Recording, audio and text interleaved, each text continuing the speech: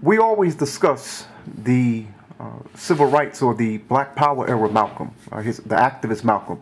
But what I think we want to know more of, what was it that contributed to Malcolm before going to prison? The most popular story is that Malcolm went to prison, converted to the Nation of Islam, and that's what began his activist life. But what we want to know is, was there anything before that that contributed to Malcolm's activism, his fieriness? First, let me thank you. Let me thank you first, son. Let me thank Mr. Deshaun Farad, a young up-and-coming reporter I'm very proud of, who once I had the honor of having this young man serve under me in the new Black Panther Party. Let me thank Dr. Boyce Watkins and what he's trying to do with this entity, and just may the ancestors bless you with success and guide your way. The good and the bad and the ugly. Malcolm was a child of Garveyites first. We have to establish that. His ministry, the miracle of his legacy, his presence came from very specific places in his own reality. He was the son of Garveyite parents, mother and father. We recently just lost the great Jan Carew, 92 years young, a contemporary of Malcolm, whose book, Ghosts in Our Blood, is a very underappreciated book, an underread book on Malcolm, but it's the first to deal with Malcolm's maternal legacy, the legacy of his mother, Louise Langdon Norton Little, a young, brilliant, hard-working woman from Grenada, independent-minded, who met and married one Earl Little from Georgia. Georgia, strong, fearless black man, and they both served under the great Marcus Garvey in very real ways. Louise Little had her children reading from the Negro world at her dinner table or breakfast table, or both as children, all of them. So they had this foundation that was very good and very strong from both parents. Earl was now the bad and the ugly. Earl was ultimately killed as a consequence of the racial terrorism that was very characteristic of those times. He was killed in Michigan, and in Michigan, like much of the country, north and south, was very Klan-dominated. The 1920s was probably the heyday of the Ku Klux Klan in the 20th century. In the 30s, going into that depression, and where resources were scarce, intensifying race and class differences and tensions, that activity was still quite prominent. And he unfortunately encountered that in 1931, and it was responsible for his death. Upon his death, of course, we look at the corruption and the ineffectiveness of so-called social welfare agencies in dealing with troubled families and children coming from troubled families in very scandalous ways of this day.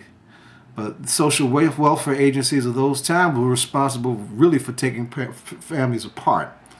And that proud, militant Garveyite family was systematically pulled apart upon the death of Earl Little. And Earl's death was like the major piece that really set off that whole thing. Malcolm and his brothers and sisters were separated and put in different families, in different homes. And when he was farmed out to where he went, he encountered all the things that you would encounter being a lone black child or near lone black child in an all white setting. Even though he was a bright student, he had to be reminded periodically that he was nothing more than, I'm going to use the N-word because it's appropriate here, that he's nothing more than a nigger. And of course it came to a head, even though he was a good student and an excelling student in his middle school years, and wanted to do something with his future that reflected the talents that he was clearly revealing. And he was asked, what do you want to be? I said, I want to be a lawyer. I want to be an attorney. And of course, he was told by that same teacher that, yes, you're really kind of out of place and out of mind with that. That's not real for a nigger. So I don't use the word much, but when it comes to making a certain point, like he used it to make that point to describe what happened to him, we have to do that. So all of that, all this happens before he steps out on the street. Of course, the hostility and the depth of the racial derelict cruelty of that kind of treatment put many of us on the streets. I came to Malcolm the hard way, the way most folks have come to Malcolm since the 60s. You know, as a consequence of the limitations and fallouts of being on the streets.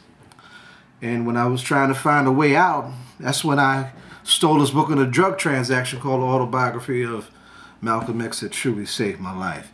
And there's much more to that. But no, Malcolm came from a strong Garveyite family tradition. It should be said that, interestingly, at the time of his father's death, the Honorable Elijah Muhammad himself was a Garveyite. He was a Garveyite in the Detroit chapter of the UNIA. So when the Honorable Elijah Muhammad, of course, would later get going in shaping and really molding the Nation of Islam in its infancy, it's clear where that came from. And Wilfred Little is on record. Wilfred was Malcolm's big brother. He was the first in the family to join the Nation of Islam. And when Malcolm was in prison, it was basically Wilfred that got those family members who had gone into the nation with him to all reach out to their little brother and try and get him to pay attention, because one of the backbones of the Nation of Islam has always been its prison ministry. And it was Wilfred that may be responsible for that quote which said, "You don't serve the time, don't you serve the time, you make the time serve you." When you're inside, it helps so many of us who've been inside reform ourselves and not waste our time. So Wilfred was key, but Wilfred used to say, look, it was like being in the Garvey movement all over again. I heard him say, it's like being in the Garvey movement all over again. It blew his mind. He brought his sisters and his brothers in, and they all together tried to figure out what strategies they were going to use to bring Malcolm in. Of course, once they finally got to Malcolm, the rest is history. Yeah, I did hear Wilford on a documentary, I believe it was Make It Plain.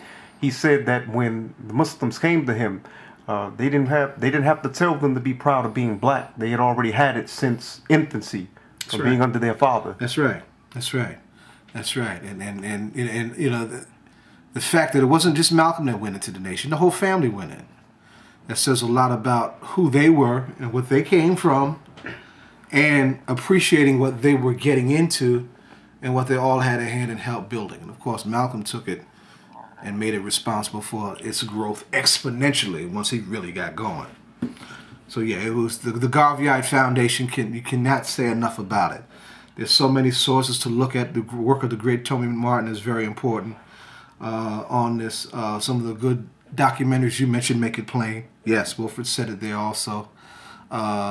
We lost Gil Noble in the last year, so you know, his work has been pushed aside for somebody else's work that the commercial and corporate order wants to project to turn us away from Malcolm. But Gil Noble's work is very instructive on this. The Loss of Our Warrior. It's one of the best things Gil ever did on Malcolm, and it captures how Malcolm, you know, came full circle from his family's roots into the movement to one of the best organizers we've ever had. Well, we want to know, if you would, Malcolm has been referred to as our black shining prince. That was a phrase I believe Ossie Davis had coined. Right, from the eulogy. Mm-hmm. From the eulogy. And of course, Mr. Davis was actually discussing, I'm sure when he gave Malcolm that title, it was directly, he attributed to him that title because of his work in the movement. How great was Malcolm's impact to the black liberation struggle? It transformed the whole thing. Once you understand that, you're clear. I don't know who said it once, but I used to use it as a jump-off point for my lectures on the 60s. That our people went into the 1960s children of Martin Luther King. Our young people came out of the 60s children of Malcolm X. He was a paradigm shifter. He changed the whole thing. Now, when you say he was a power, when you say he changed the whole thing, are you talking about pre-Mecca Malcolm or post-Mecca Malcolm? Both. Malcolm's legacy is a whole. There's a reason I understand. There's a reason I'm asking, because it seems, what I'm noticing is that with Malcolm, he's oftentimes demonized. You know, they'll say, well, he went to the Nation of Islam, called white people devils, went to Mecca, saw that there were white Muslims, and all of a sudden he's a human rights leader. So you're saying that Malcolm's work as a Nation of Islam organizer was also important? Absolutely, absolutely, absolutely. First, let us not forget that Malcolm, the work of the Nation of Islam has its own validity. For any mistakes that would take place with the nation and Malcolm and some others later, that's something that the nation has to deal with within the pages of its own chapters of our history. But the nation as a force, a long-standing, enduring force in our history, has a place of its own that is still underappreciated. Okay, so that's one. Malcolm representing the best of the nation, the growth of the nation not just as a religious body, but as an organization, and as a means by which people can be organized in small and in large numbers, is something to be reckoned with. So he was he was a paradigm shifter, not just in his bum rushing the national dialogue and going past the liberal, conservative, democratic, Republican integration framework of the discussions at the time, and really globalized our struggle, you know, made us see our struggle in revolutionary terms, and challenged us to dare to think for ourselves and to look at ways to take care of ourselves organizationally and institutionally, where we're in control of our own destiny and our own resources, something the civil rights movement couldn't do because it was funded by sources outside of our community and controlled ultimately by forces outside of our community. So he was an absolute paradigm shifter, and he became legendary very much when he was in the Nation of Islam. A gifted orator and debater. He became legendary right when he was in the Nation of Islam, crushing some of the best so-called social science minds in debates at various stages. This month marks the anniversary, this is December as we sit and talk, the anniversary of his legendary debate at Oxford in '64, just a few months before he was taken from us. But it also marks the third of 3 times that he debated at Harvard. And he started at Harvard when he was very much in the nation. So Malcolm was one of those incredible minds who had the means to, like I said, crash the national dialogue. You know, there was a dialogue during that time that was very different from these times. You know, reporting was done of our struggle and of our history and of what was going on in the world at the time, very different from what we see now. You know, and people who were forces, recognized as forces in those struggles, you know, were interviewed and developed and dealt with at length in those different mediums where the national dialogue took place. And Malcolm had the clarity, the conviction, the courage, and the gift to cut through all of the game.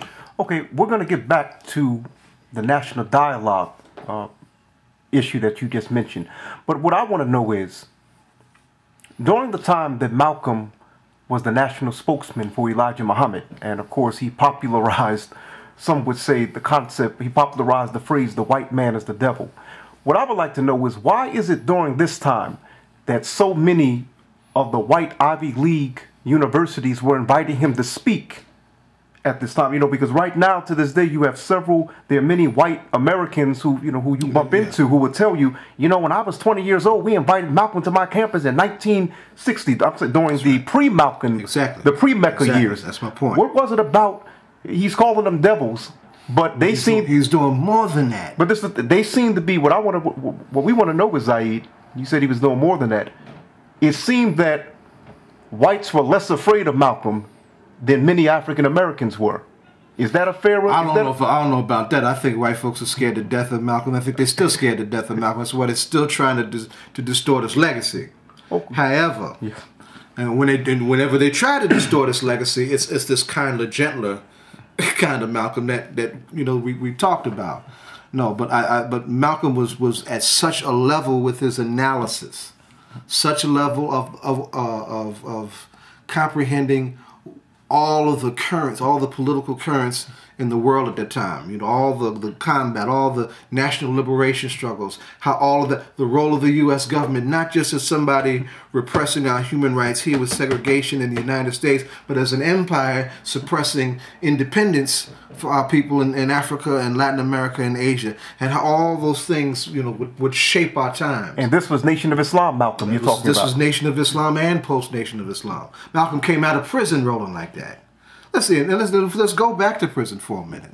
One of his heroes was the great internationalist Paul Robeson, the great Pan-Africanist Paul Robeson. He used to listen to Robeson on the radio, participating in the national dialogue. And though Robeson wasn't calling the white man the devil, he would definitely tell a white man to his face about the horror and the hypocrisy of his crimes to our people, and like no one else had done before. Robeson was not a cheek-turning Pan-Africanist and integrationist. Paul Robeson was a man very much about self-defense. If Harriet Truman doesn't end lynching, he told Harriet Truman, Negroes will end lynching themselves, which means, you know what that means. So all of, you know, so this is a young man coming out of prison ready to get at it. We're using, you know, this is the Khalidity coming out too, but he got at it, you know, with all of that, just ready. And he was so well read, so prepared, and able to, you know, deal with the folly and the hypocrisy of the defenders of American institutions, the defenders of American democracy in spite of its hypocrisy. He was able to just cut all through that. And he did it in a very proud, uncompromising, and manly way that really inspired so many during that time. I've heard Minister Louis Farrakhan say that when he would be with Malcolm at these debates, he said that he watched Malcolm intellectually handcuff people who had PhDs. Oh, yeah. He absolutely did it. He absolutely did it. With an 8th grade education. He said Malcolm... Here's a man who didn't get past the 8th grade. Didn't get past the 8th grade, but his faith first in his Creator and the righteousness of his mission, the drive, the discipline, all that came together and it just wiped away all fears and all hesitancy and all doubts about what the mission was. And he just stayed on the course. And as he did that, young people paid attention all over the world, from all backgrounds. The American nation state was in a crisis with the Black Liberation Movement and with the Vietnam War. It put the country in a crisis because the young people began to confront their own contradictions. What was their role in the changing face of this country, in the fulfillment of its principles? What was their role personally? What was their role as a generation? And Malcolm made them confront that.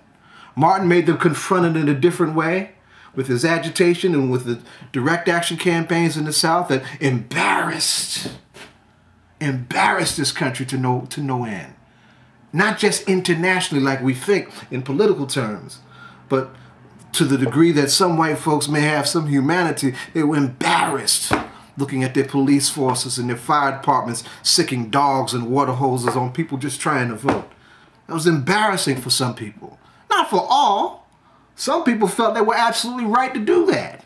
And we have the residuals of that with the racism that we still face in this country. You know, and so, but if the voice at that time that was able to undress all of that in all of its gory detail and specificity was the one we call Malcolm. Now, I said that we get back to his impact on the national discussion. You said he bum rushed it. I'm using the language of our generation. What do you mean bum rushed the national discussion? Because are you saying that Malcolm... I'll let you explain. Go ahead. Let me put it this way. I heard a media figure describe Malcolm as someone who scared the living wits out of him. But at the time, as a media worker, he found him irresistible because he was so articulate, so clear. I believe that was Peter Goldman. Was it Peter? It wasn't Goldman. It's the guy that introduced Make It Plain.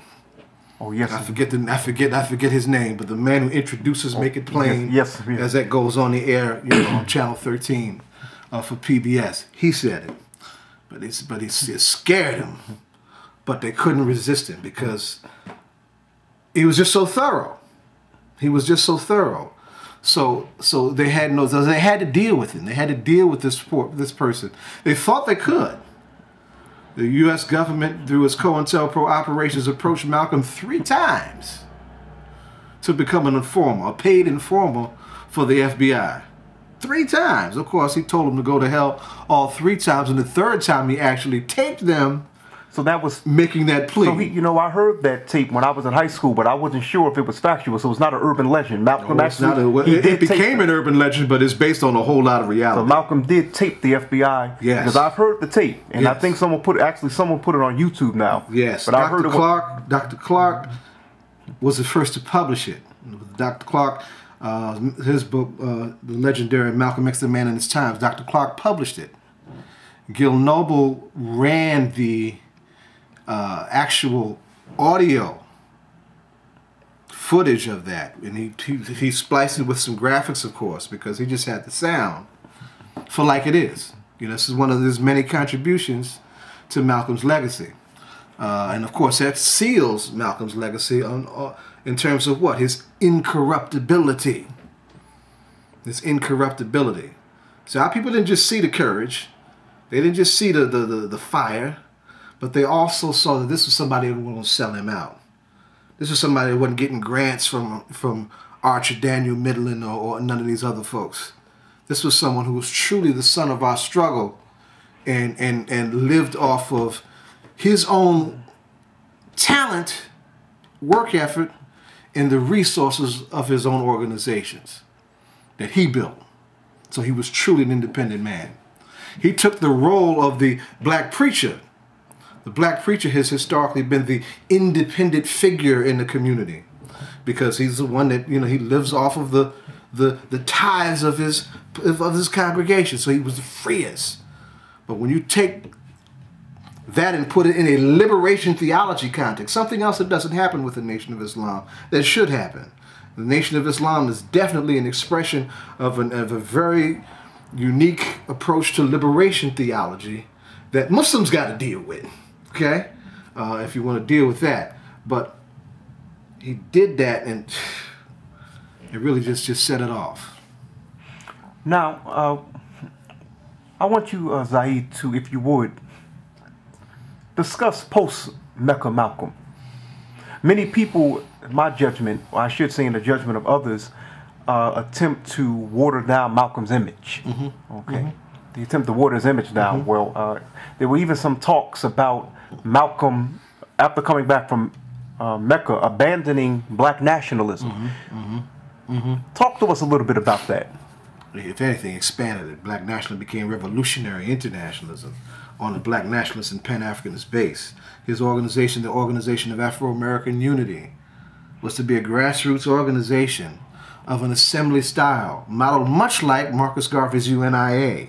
And there's a reason why he was taken exactly when he was taken, because he had laid the groundwork for truly challenging the U.S. in the international arena, and at the same time he was getting ready to get in gear in trying to build up the OAAU. So when they took him, they knew exactly what they were doing and why they had to do it then, because he got going, because he was such an effective organizer. He could have changed the course of our history and the struggle in ways that we can't imagine because we didn't live to see it. He didn't live to make that happen or to be able to make that happen. But no, and all this is post. See, Malcolm was a revolutionary and an organizer in the nation. When he left the nation, he did what organizers do. He continued to organize. He didn't create one, he created 2 organizations. For those of his religious orientation, he created Muslim Mosque Incorporated to deal with that. But he was clear that that would not be sufficient. That in order to make change, to be about change, in a struggle that is political, you need an organization that was built to do things political. So he created the OAAU for that. And in that sense, he was actually more dangerous because he was more free.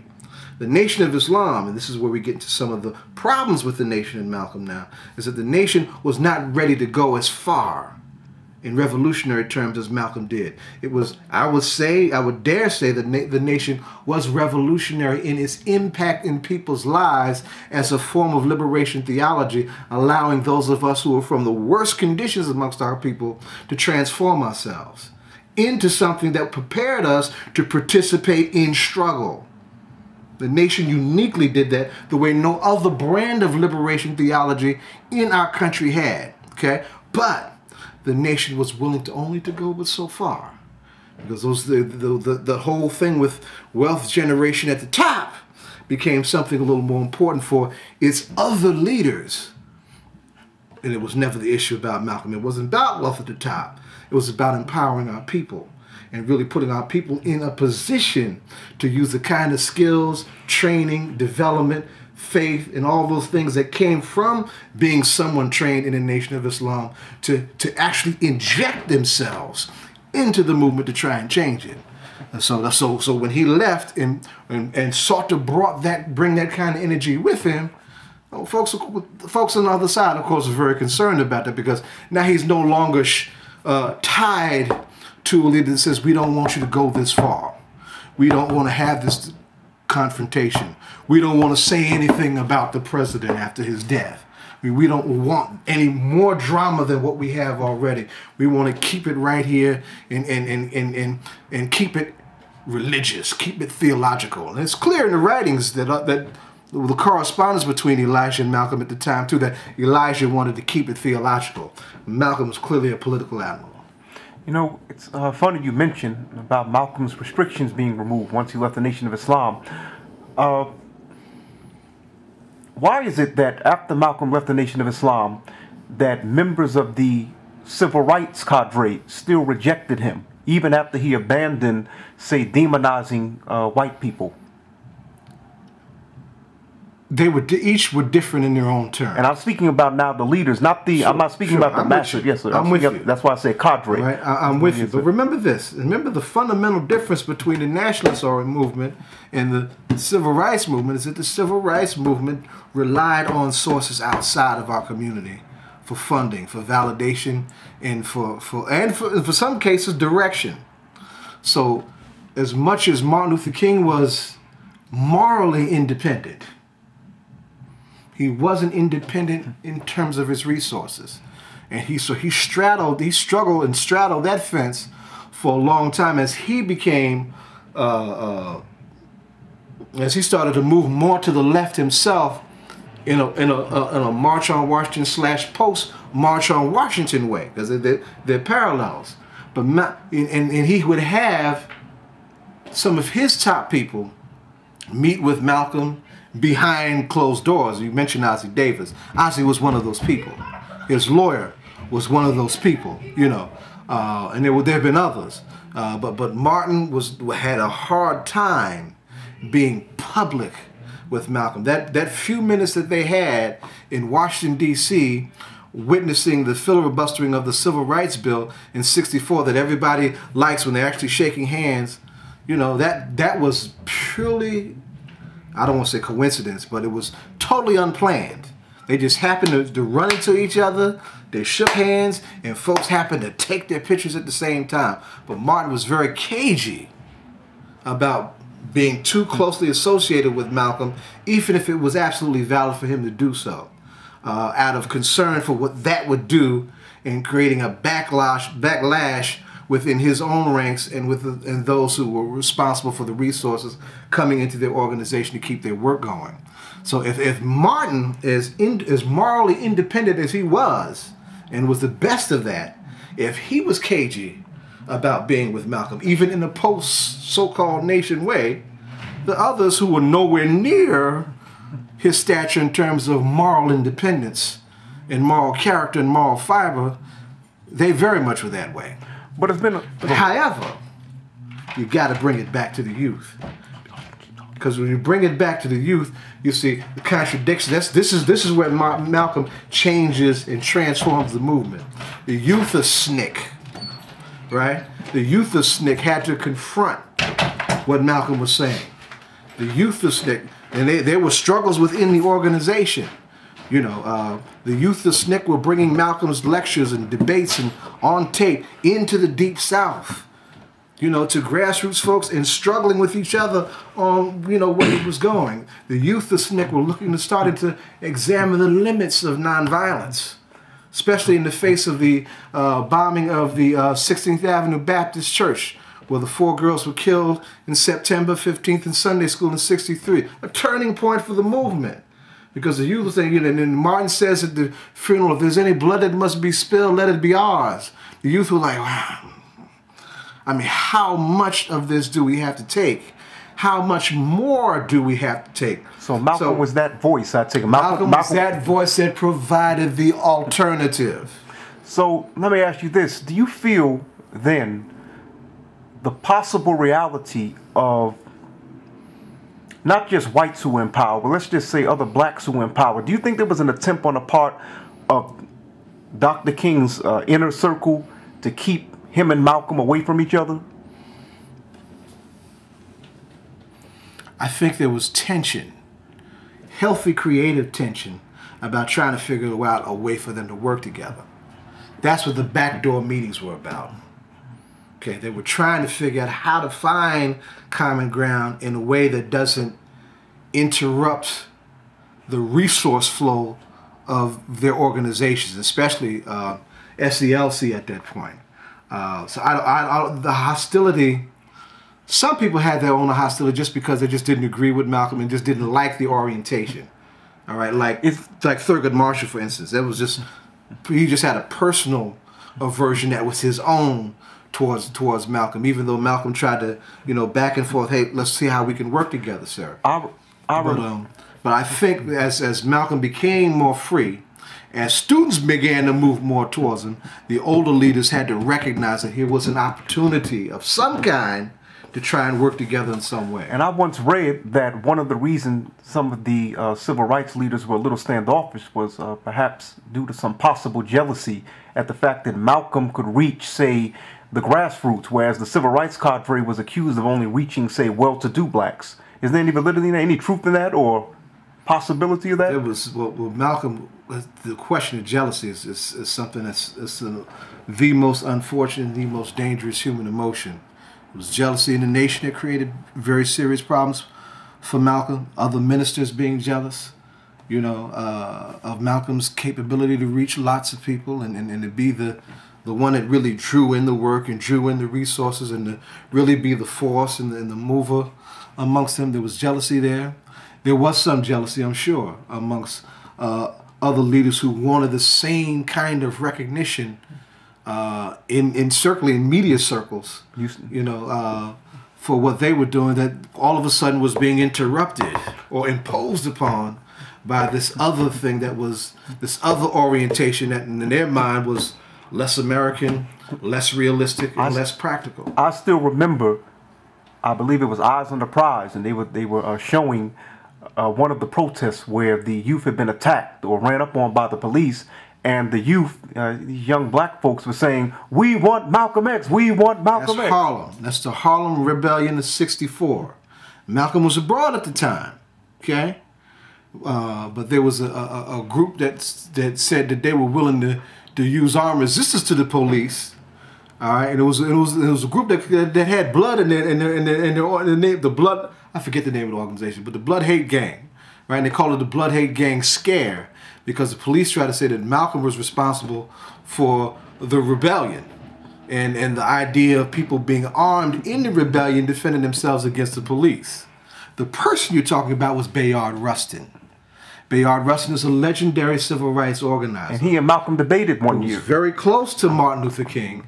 And when it came to when the responsibility had to be dealt with who was going to be the person from that circle to counter Malcolm's criticisms of the civil rights movement, Martin didn't come do it himself. He had Bayard come out and do that.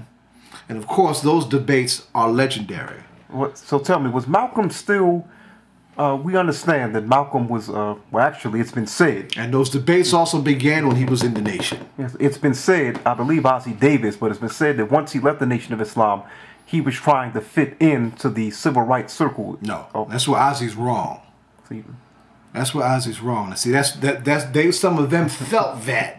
So that they had that like that, but no. So Malcolm was trying to change the movement. So after leaving the nation, civil rights, no. Human rights. So he was integration, no. Self-determination, which is actually something different from separation, which was the nation's line. Self-determination means that people have a right to determine their destiny and direction amongst themselves first. So he was still critical then of the civil rights movement. Absolutely. He was still critical. Absolutely. We could not free ourselves being financed by those who wanted to contain our reality. Absolutely. He was clear on that. So he was not just trying to change the paradigm, he was also trying to get our people to be more independent in our organizing. Now, in terms of, I touched on something earlier when I said that some have stated that Malcolm was abandoning black nationalism. In his autobiography... That's comic. When he... in his autobiography now... Absolutely comic. But you understand where I'm going. Yes. In his autobiography, of course, he said that he saw white Muslims, etc., practicing brotherhood. But something that I wanted to touch on, something that he said in his autobiography, he was in Algiers, I believe, with a white African head of state.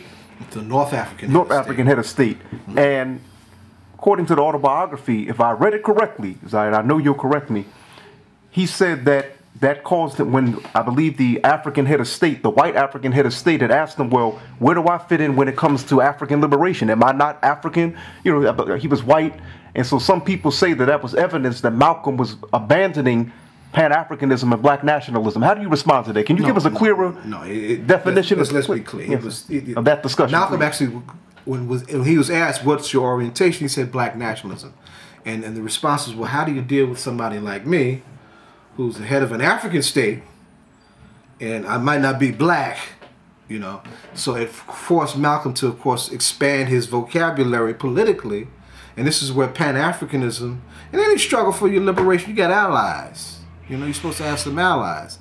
So it created a place for allies on a range of fronts that wasn't possible when he was in the nation, when the nation was confined to its own orientation of separation and not really building allies like that. So nationalism becomes Pan-Africanism and revolutionary internationalism, you know, and as such, you know, a revolutionary struggle its people can support in principle and be in solidarity with another people fighting for and having their own revolution some 3,000 miles away. If it's principled and the values are comparable and the cause is just, you know, there's no reason why they can't, you know, be a part of a broader united front against imperialism. And then he just worked that. He had the freedom, the sophistication, and the creativity and the clarity to be able to work that. And of course that would lead to the character of the organization he was trying to create in the Organization of Afro-American Unity, an organization that could do grassroots organizing in the community, but also be capable of the kind of broad coalition building in the local arena, the national arena, and of course in the international arena. Within the African American community, there seems to be division over the perception of Malcolm. Now, amongst the Pan-Africanist and nationalist circles, there seems to be a definite interpretation of Malcolm. But I'm noticing that, say, among those who would consider themselves ideological children of Dr. Martin Luther King, they seem to... It's very strange how they interpret Malcolm. It seems like one minute they're bigging him up, but then they're criticizing him. I've actually noticed that with a friend of mine, you know, Dr. Michael Eric Dyson. You know, he's given lectures stating that he criticizing Malcolm's criticism of Martin Luther King. Okay, mainly when Malcolm was in the Nation of Islam.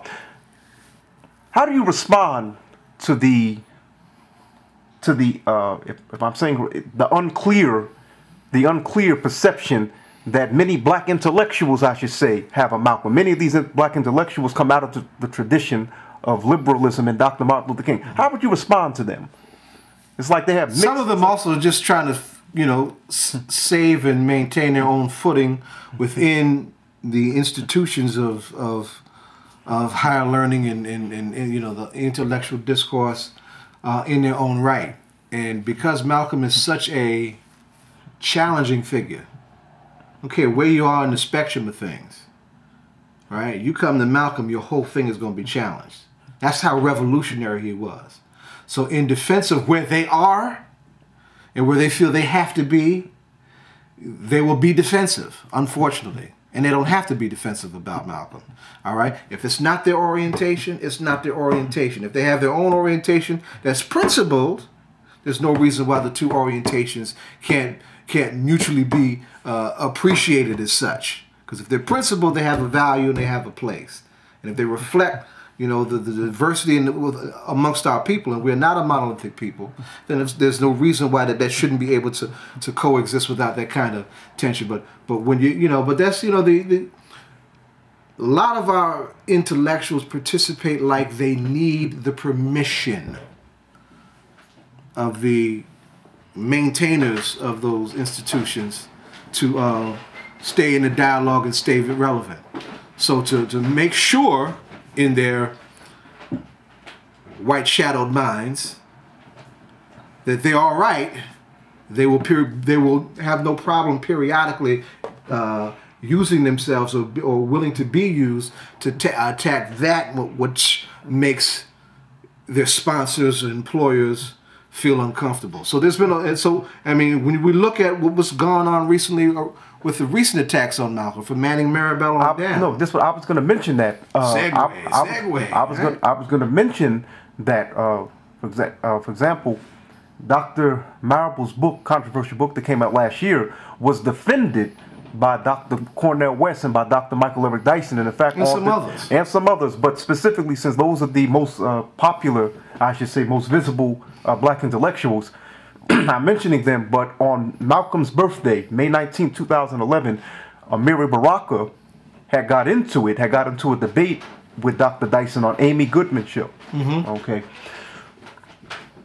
What I would like to know, Zai, why are people so? I should say, why are so many black intellectuals sitting in that circle so careless when it comes to Malcolm's legacy, whereas they seem to be very careful when it comes to Martin Luther King's legacy? Same reason. They're protecting themselves, and they think they have to protect their space amongst in an environment that could ultimately say, well, you know, you're not rough enough on this guy for us. You're kind of liberal on this guy. All right, well, you know, we're gonna cancel your show. All right, and so, you know, so they're dealing with that. I mean, these are also market personalities.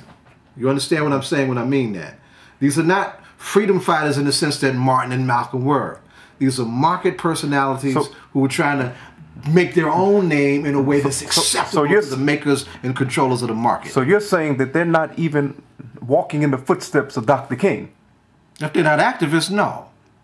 Cornell has become more activist in his recent years, and has done some civil disobedience recently that I appreciate. Didn't you once say that Cornell was actually inspired by children of Malcolm, the Panther Party? Yeah, and I said we haven't touched that. You said that he's, and there's so much. And see, this goes to the transformation of Malcolm's impact on the Black liberation movement as a transforming figure. We'll get to all of that blew up as a consequence of Malcolm's legacy. But Dr. West is known to say that he received his political education from the Black Panther newspaper as a teenager, you know, when he was growing up.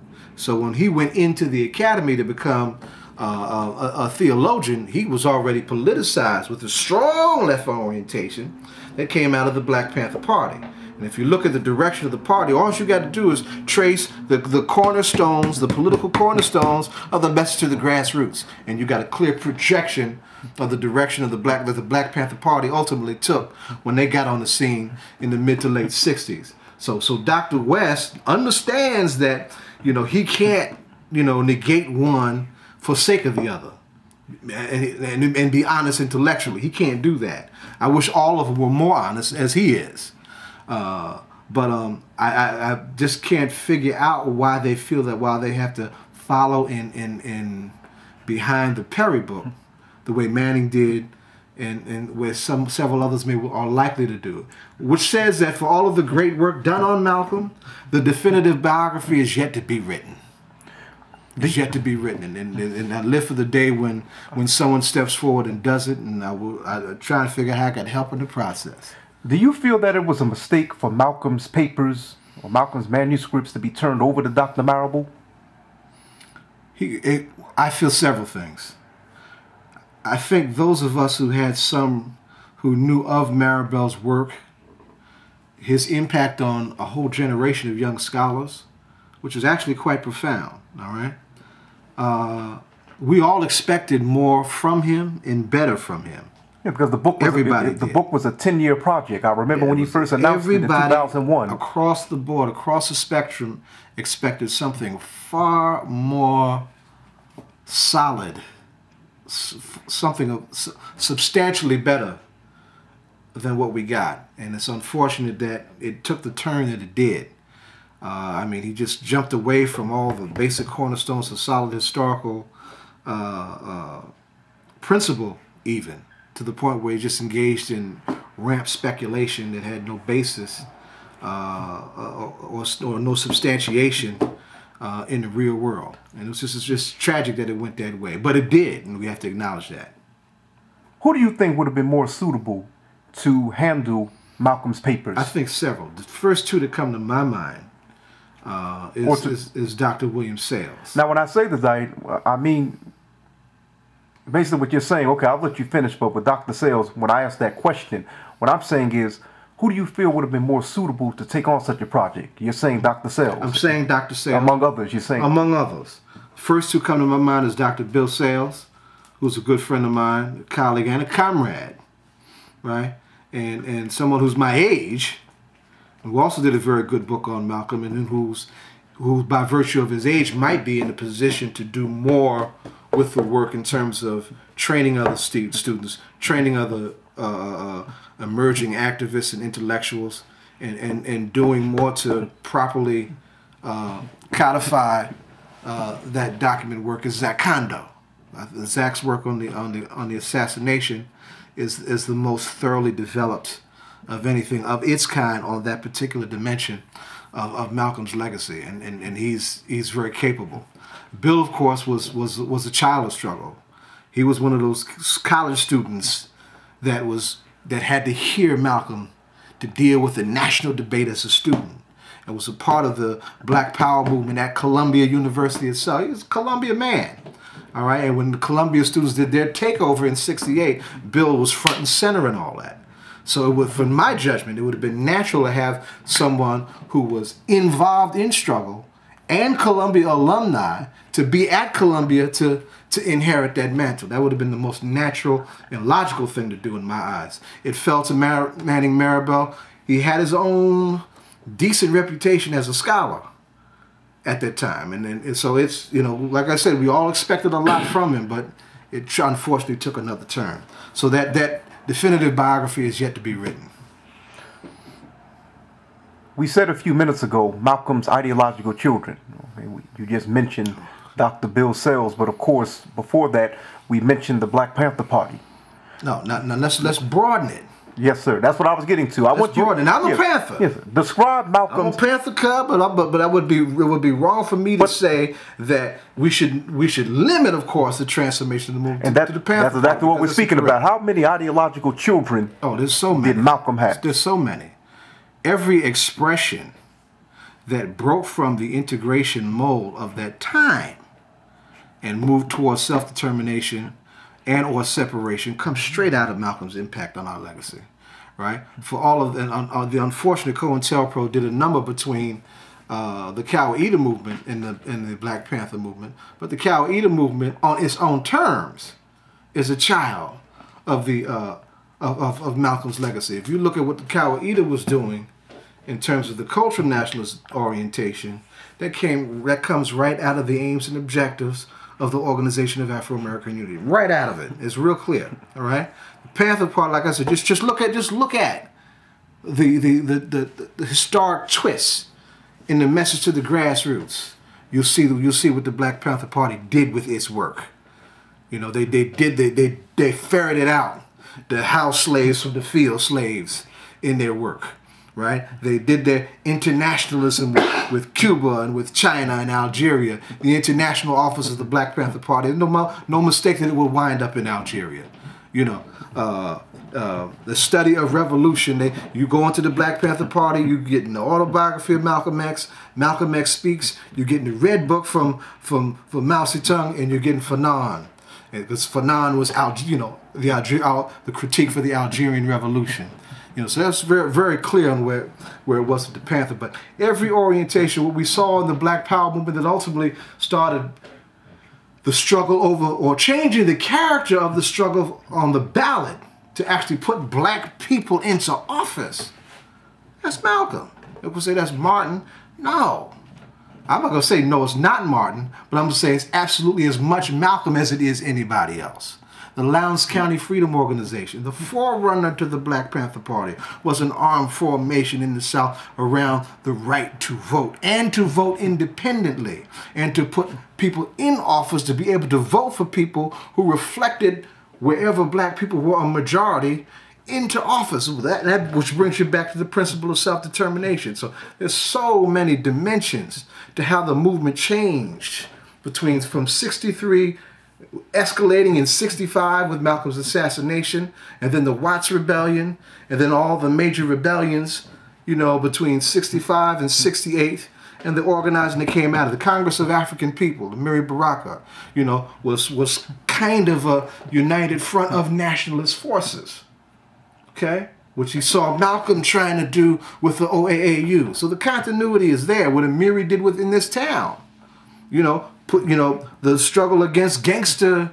apartheid in this municipal order, Newark, New Jersey. I was just about to ask what impact Malcolm had on Newark, since he was right across the river. Newark is the first city to name a school after Malcolm in the country. The first.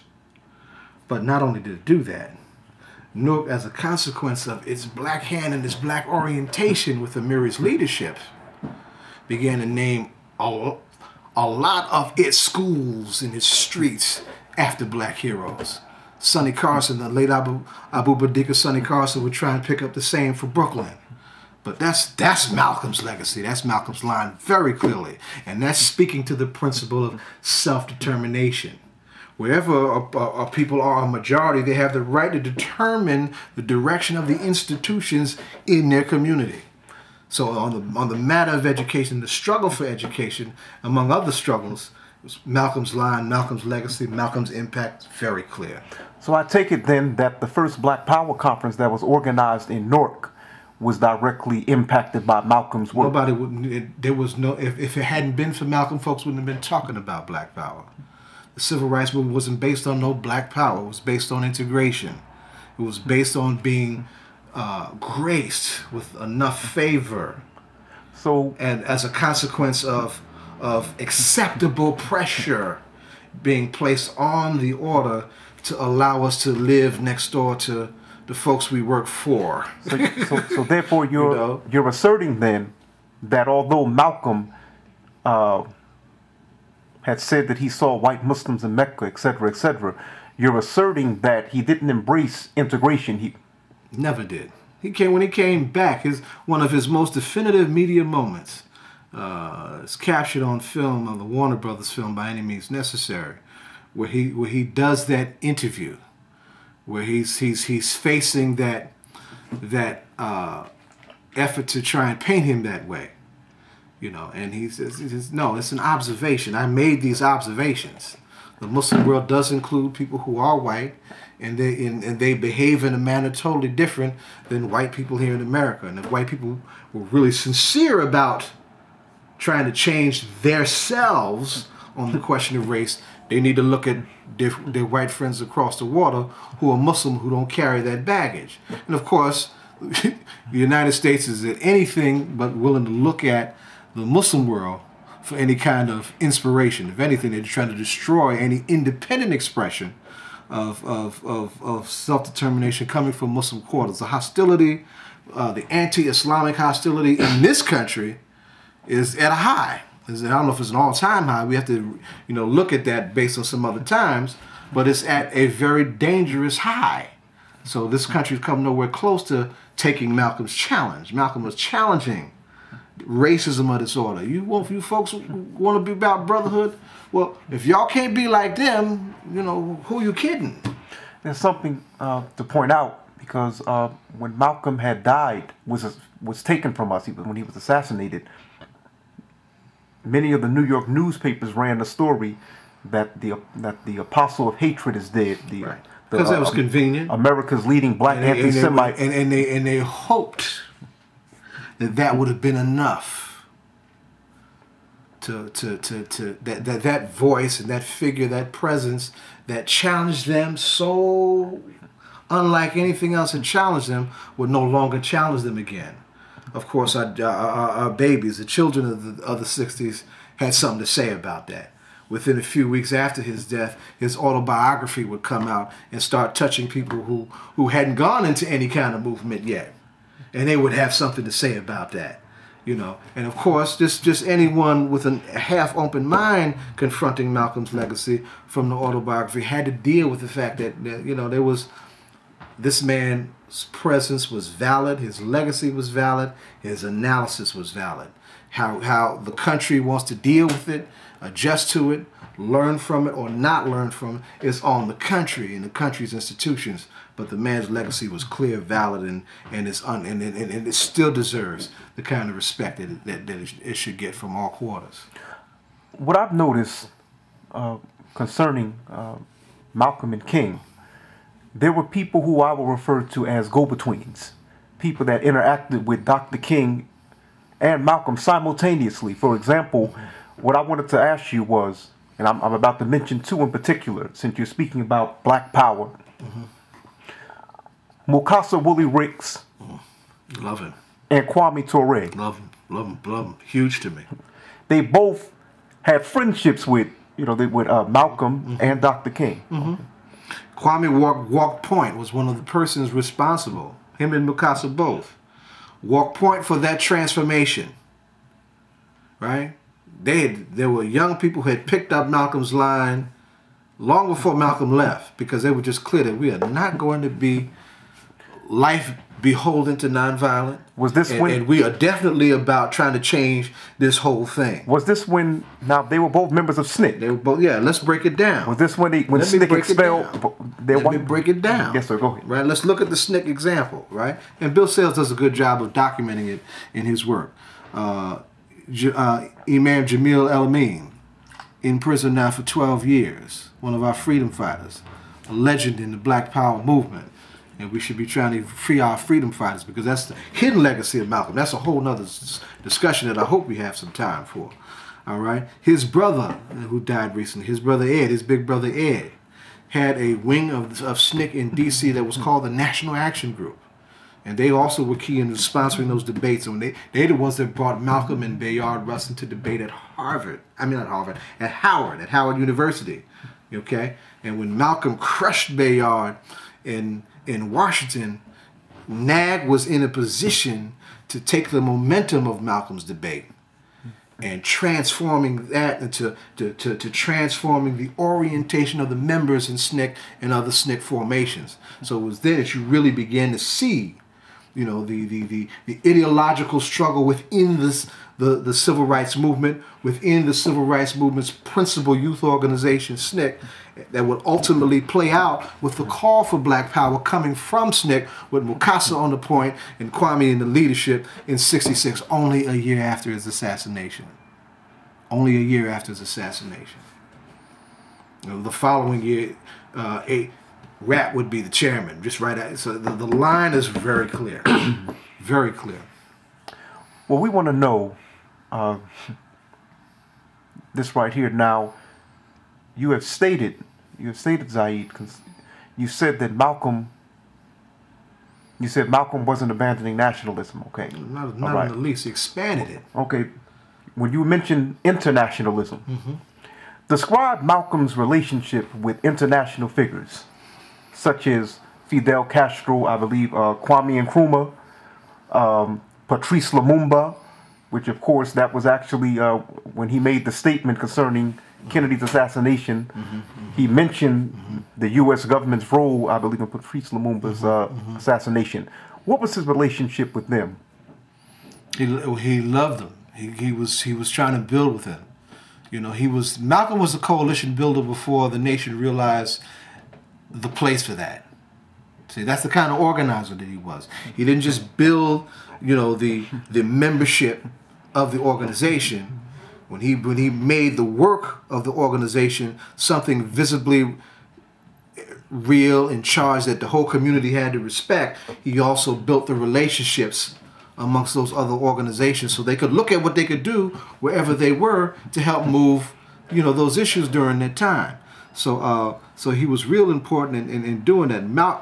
On the international stage, and this is where Harlem is very significant too, because Harlem being the seat of our people's cultural expression and political expression, right? Harlem leadership always had this way of, they called it a welcoming committee. When someone of stature came into Harlem from the international realm, and this is the age of independence, where the Southern Hemisphere was, you know, breaking the shackles of colonialism. All right, as those figures would come to the United Nations into New York and would stay in Harlem, you know, they were greeted by leaders of that community. Now, the more revolutionary they were, the less of reception they got from the leadership as a group. For example, when you got the book right there in front of you, Cubans loved Malcolm, and Malcolm loved Fidel and Che, and what the Cuban Revolution did because of the unique character of its revolution. And this is prior to '65 that Malcolm had a relationship with Fidel Castro. That's right. Because Malcolm was the only one willing to receive Fidel in Harlem, because Fidel had been demonized for being, quote, a communist. All right, so he was basically put out of the hotel that he stayed in Midtown, and Malcolm said, "Come on uptown." And the rest of the leadership of the welcoming committee did not go so far with that. They kind of let that one alone, let Malcolm go alone on that. And history is very clear on that. Malcolm, since he tried to bring Che to the OAAU meetings. It never quite happened, but there was dialogue between the OAAU and the Cuban Revolution, the Cuban Mission, once he got organizing with the OAAU. And of course, and this is very important, is that Cubans as revolutionaries understood the value of Malcolm's legacy. And they have a whole trove of things in their own archives, their own national archives on the matter of race, on Malcolm.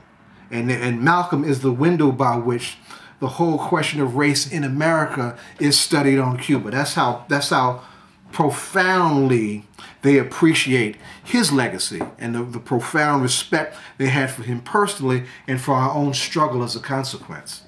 And that's something that also came out of the organizing. See, you know, we got this counter Malcolm thing going on with Manning Marable, unfortunately. But in the 1990s, we had our own conferences on Malcolm X Speaks in the 90s in New York and in Cuba. Cuba hosted their own conference on Malcolm and race. And Kwame went down, you know, representing the leadership of that inherited that mantle. You know, I was supposed to go on the trip, but some things happened at the last minute and I couldn't go. But the profound character of Malcolm's legacy is best appreciated on the question of race, and the impact of Malcolm's legacy on the question of race by Cuba. If the United States had the proper respect for our struggle and for Malcolm, they would have done the same thing. Now, what we would like to know, Zaid, now, in 1992, when Spike Lee had first released the Malcolm X movie, he was getting ready to release it, were you one of those who were protesting the movie? Yeah, it was a group of us, yes. The media spotlighted Amiri nationally. They actually spotlighted me here in Newark for the Star Ledger. And we said very simply that because at that point in Spike's development, we just didn't see where he could handle it with the kind of integrity and political savvy that such a political legacy needed. So Amiri drafted what we call an open letter, raising our concerns about this film, And we delivered it to him. It was a group of us. Some of my comrades from the December 12th movement, Ilombe Brath, Omawale Clay, Coltrane Chimarenga, myself, Amiri, and quite a few others. And Spike was having this big opening of his shop, 40 Acres, in Brooklyn. And he had, I think, what's his brother's name from the Pistons? John Sally. They were all, having the thing. And we said, hey, bro, all due respect, you got to read this and we need to talk to you. And we let that be known, and we didn't apologize for that. Shortly after that, I don't know if this story has been ever told publicly, Amiri was sent a script from an anonymous source on where the film was. Yeah, we did hear Spike Lee. Spike Lee did say that since certain people were funding the movie, later on he admitted that he had to do it the way they wanted him to do it. Well, it was just more than that. When this script surfaced, this script was far worse than what ultimately became the actual movie. And once we blasted what we saw out of that script, which was this obsession with the sexual relationship between Malcolm and the white woman that he used to do B&Es with, this breaking and entry and this burglary gigs back in Boston, and ultimately set him up to go to prison. Then you began to hear Spike start worrying about contractual deadlines and trying to get the extra funding he needed to clean this up, to make sure that he got it right. That's when he went to Johnny Cochran and all those that contributed a significant amount of money to make sure that the movie got finished. But not that it just got finished, but that it got cleaned up. So the movie, for its limitations, once it came out, we still have some criticisms about the movie after it came out, but it was far better than what we would have originally gotten had we not raised the hell that we raised. No doubt in my mind.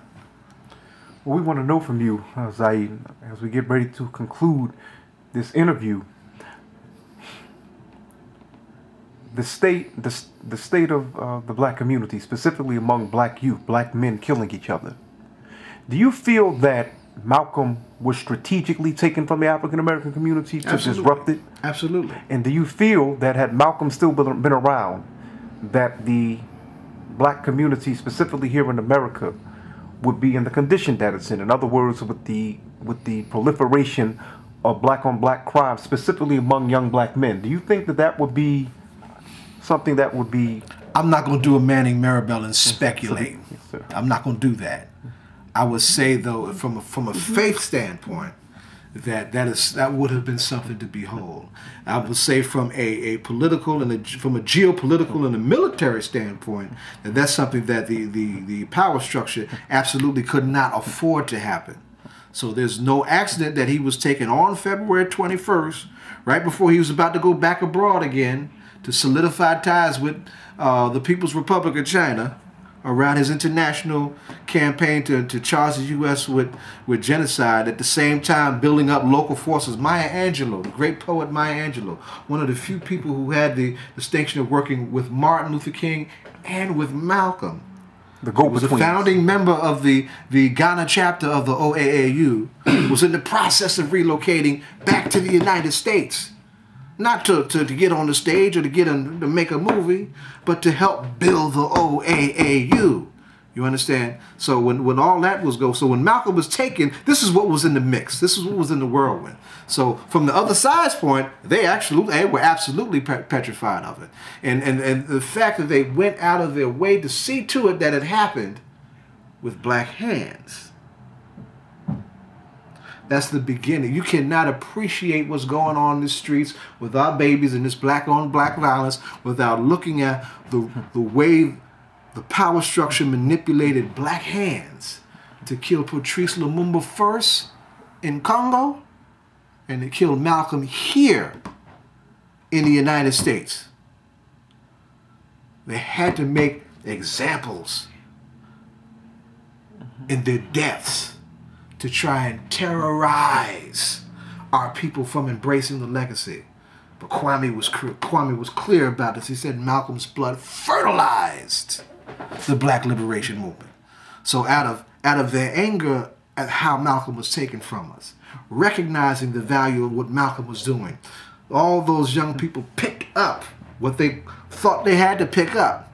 But they seized the time using the language of the Black Panther Party, and they made sure that on their watch, there was a Black Power movement that was about self-determination, that was about self-defense, was about self-respect.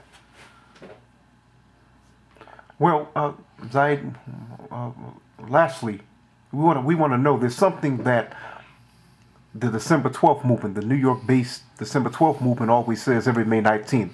They always go through the streets screaming or shouting, X is the answer. That's right. Now, well, you know where that comes from.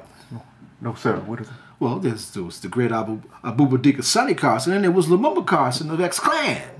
And that was there, you know, when it came to Malcolm, X is the answer. See, that's where that comes from. So that's Brooklyn in the house. Black nationalism and hip-hop on the ground in the streets pushing Malcolm's line. Yeah, X is the answer. Absolutely. I use it all the time myself. And it's also something to notice how we could also say how Public Enemy and several of the other rap groups that came up, they actually helped to put Malcolm on the airwaves along with Minister Louis Farrakhan. One of the things that we did, and this is one of the things that I did personally, is that I would take cassettes of Malcolm's speeches. And I would just give them to his, you know, coming out of the joint, meaning prison, y'all, all right? But who were into reading, or some young heads trying to open their eyes, you know, going to school. But we also gave them to DJs, okay? And we would find the emergence then within a few years. You know, I'm talking about for me, I'm talking about the early 80s. By the mid to late 80s and the early 90s, Malcolm is sampled all over the place in hip-hop. Hip-hop's golden age is anchored by conscious hip-hop. You understand? And that's something that we can all be proud of. And conscious hip-hop had the maturity. The folks going to scream at me about this. I don't give a damn. Had the maturity of being able to appreciate all of their legacies. They could sample Martin and appreciate Martin. They could sample Malcolm and appreciate Malcolm. They could sample Marcus Garvey and appreciate Marcus Garvey. They could sample Minister Louis Farrakhan and appreciate Louis Farrakhan, because they each had their contributions. And whoever they touched with the generosity and the sincerity of their contributions made those lives amongst our people and our condition better as a consequence. So that's something that we don't have to argue about. Now, I know I said that will be the last question, but excuse me, actually, the last question will be this. And I'm sure you may have been asked this. How do you feel Malcolm X will respond to a President Barack Obama? See, you speculating again. See, we won't get into this speculating. I know you want me to tear it. That's why we said, how do you feel? No, wait a minute. No, I'm not adding an opinion here. I got you. I'm not adding an opinion here now. That question is always raised. Well, how would Martin Luther King and Malcolm X react to Malcolm X? But since we're dealing with Malcolm now, okay. I'll deal with both of them, because I think both of them would be seriously disappointed in what they see in this brother. All right, and I'm saying that as somebody that voted for him both times, just because of its historic significance. I saw the limitations before I made the vote, so I'll take personal responsibility for voting for somebody who I didn't have faith with from the beginning. All right, but Barack Obama is the manager of an empire. And what that empire has done and has tried to do in Africa, does not, in no way is it afoot of the principles of a Malcolm X or a Martin Luther King or our struggle. In no ways. Because I know, right? Let me go further. Since he's been elected. Let me go further. You notice you see Barack Obama was given the Nobel Peace Prize for winning an election. But what he's done militarily, which isn't publicized because it's where the media is right now, not just with maintaining the war in Iraq and Afghanistan, as he felt he had to do, but for the other use of U.S. military technology, the drone technology especially, in Pakistan and throughout the Middle East, it's not even talked about. In places like Yemen, and it's not even talked about, creating casualties all the time and resentment against the United States all the time. You know, that's it. And not to mention his lack of initiative, well, I'm trying to be polite, on matters that are important to us domestically. I mean, police brutality, in my judgment, has gotten worse in recent years that's as bad as it's ever been. We got an issue with street violence with our kids. All right. And in street violence, we say that issue should be dealt with as a public health emergency strategy. And coming from a city like Chicago, you would think brother would embrace that. He hasn't. He hasn't. He's not a paradigm shifter. You know, he's adjusting to the paradigm. So that's what I would say. I think Barack Obama ought to give back the Nobel Peace Prize, because in the front to people who got that award for really contributing to world peace the way Martin Luther King did, and folks need to stop saying that he would have been the darling of Malcolm X, because Malcolm would have been very critical of him. Malcolm tried to give us political orientation that was independent. Malcolm understood the doctrine of positive neutrality, how to be political, how to create united fronts, but be independent in the process. If you look at what was done in Bandung, he understood that internationally. If you look at what he was trying to do on the ground with his organization around the question of the ballot that would ultimately produce a Mississippi Freedom Democratic Party, a Lowndes County organization, and would have been doing the kind of work that the OAAU was trying to do, it wasn't about becoming Democrats and accepting that that's it. We're going to be Democrats and get behind a Democratic president. No. At some point, we got to break the chains and be independent and take care of our own reality and make those forces come to us the way they come to other people, with respect, telling us up front what they're going to give us in return for support of whatever they're trying to put forward, or whoever they're trying to put forward. Some people have it definitely. One of the reasons why I asked you that about Malcolm and Obama is because some people have expressed dissatisfaction at the fact that since 2008, when he was first elected, you oftentimes now see his picture next to Martin Luther King, Malcolm X, Nelson Mandela. They attempt to place him in that circle, in that line. You can make a case for him being in the same ballpark as Mandela. And this is what I mean by that.